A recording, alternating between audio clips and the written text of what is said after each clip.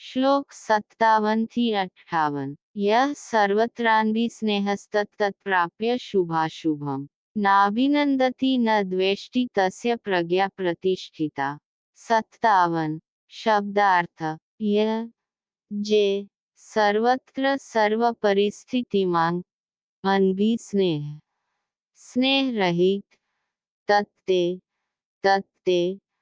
प्राप्य प्राप्त करीने शुभ साરું अशुभम खराब नहीं अभिनंदती प्रशंसा करे छे न कदी नहीं द्वेष्टि द्वेष करे छे तस्य तेनुं प्रज्ञाज्ञान प्रतिष्ठिता ऋण 57।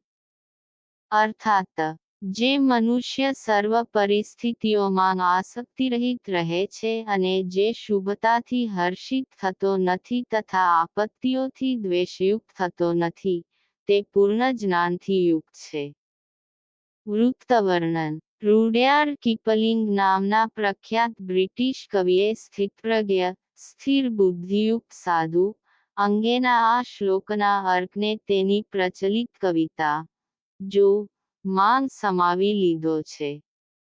આ કવિતાની કેટલીક પંક્તિઓ અહીં પ્રશસ્ત છે. જો તમે સ્વપ્ન જોઈ શકો અને સ્વપ્નને તમારા માલિક બનવા ના દો, જો તમે વિચારી શકો અને વિચારોને તમારું ધ્યેય બનવા ના દો, જો તમે વિજય અને આપત્તિઓનો સામનો કરો અને બંને ભ્રમણાઓમાં સમાન રીતે વર્તી શકો, જો ના તો શત્રુઓ કે ના તો પ્રેમાળ મિત્રો તમને આહત કરી શકે, જો સર્વ માનવો તમને પોતાના ગણી શકે પણ અત્યાધિક નહીં, જો તમે અક્ષમ્ય ઘડીને 60 ક્ષણોના મૂલ્યના અંતરથી ભરી શકો, તો સમગ્ર પૃથ્વી અને તેનું સર્વસ્વ તમારું છે અને તેનાથી અધિક તમે માનવ થશો, મારા પુત્ર. આ કવિતાની પ્રચલિતતા લોકોમાં પ્રબુદ્ધ અવસ્થાએ પહોંચવાની પ્રાકૃતિક ઝંખના દર્શાવે છે જેનું શ્રી કૃષ્ણ અર્જુનને વર્ણન કરે છે. કોઈને આશ્ચર્ય પણ થાય કે એક અંગ્રેજી કવિએ જ પ્રબુદ્ધ અવસ્થાની અભિવ્યક્તિ કેવી રીતે કરી શક્યા જે પરમ પુરુષોત્તમ શ્રી કૃષ્ણ દ્વારા વર્ણવવામાં આવી છે. વાસ્તવિકતા એ છે કે પ્રબુદ્ધતાની ઝંખના એ આત્માની મૂળ આંતરિક વૃત્તિ છે. તેથી વિશ્વની સર્વ સંસ્કૃતિઓમાં પ્રત્યેક વ્યક્તિ જાણતાં કે અજાણતાં તેના માટેની ઝંખના રાખે છે. શ્રી કૃષ્ણ અહીં તેનું વર્ણન અર્જુનના પ્રશ્નની પ્રતિક્રિયા તરીકે કરે છે. શ્લોક 58. યદા સંહરતે ચાયં કુર્મોદ્ગાનિવ સર્વશઃ ઇન્દ્રિયાણીન્દ્રિયાર્થેભ્યસ્તસ્ય પ્રજ્ઞા પ્રતિષ્ઠિતા. 58. શબ્દાર્થ.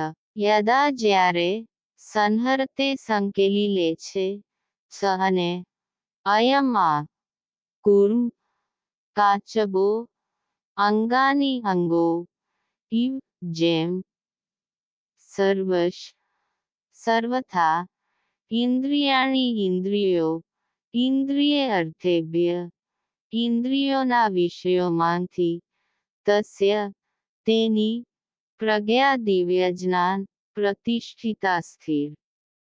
અર્થાત જેવી રીતે કાચબો તેના સર્વ અંગોને પોતાના કોચલામાં સંકેલી લે છે, તેવી રીતે જે મનુષ્ય પોતાની ઇન્દ્રિયોને વિષયભોગોમાંથી પાછી ખેંચી લે છે, તે દિવ્ય જ્ઞાનમાં સ્થિર થઈ જાય છે. વૃત્તવર્ણન. ઇન્દ્રિયોની લાલસાઓની તરસને તેમના ઇચ્છિત પદાર્થોની પૂર્તિ કરીને સંતોષવાનો પ્રયાસ એ ઘી રેડીને અગ્નિને બુઝાવવા સમાન છે. અગ્નિ ભલે થોડી ક્ષણો માટે બુઝાઈ જાય પણ તે બમણી તીવ્રતાથી પુનઃ ભડકી ઉઠે છે. તેથી શ્રીમદ્ ભાગવતમ કહે છે કે ઈચ્છાઓની પૂર્તિ કરવાથી તે કદાપી દૂર થતી નથી, પરંતુ અધિક બળવતી થઈને પાછી આવે છે.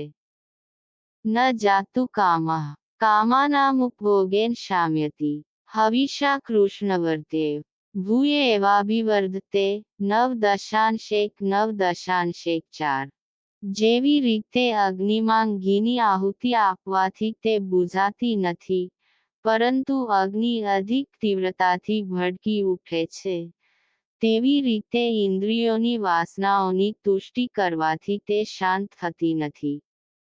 આ વાસનાઓને શરીરમાં થતી ખરજ સાથે સરખાવી શકાય.